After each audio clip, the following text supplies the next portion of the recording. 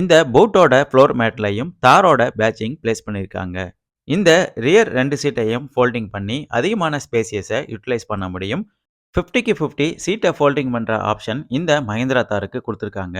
இந்த ஸ்ட்ராப்பை நம்ம புல் பண்ணி சீட்டை ஃபோல்டிங் பண்ணுற மாதிரி தான் கொடுத்துருக்காங்க. இந்த சீட்ஸ்க்கு ரீக்ளைனிங் மெக்கானிசம் மற்றும் அட்ஜஸ்டபிள் ஹெட்ரெஸ்ட் ஃபீச்சரும் அவைலபிளாக இருக்குது.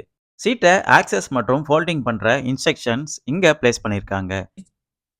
நியூ கன்சியூமருக்கு ஈஸியாக அண்டர்ஸ்டாண்ட் ஆகிற மாதிரி ஒரு சிம்பிளான இன்ஸ்ட்ரக்ஷன்ஸ் தான் இங்கே டிஸ்ப்ளே பண்ணியிருக்கிறாங்க.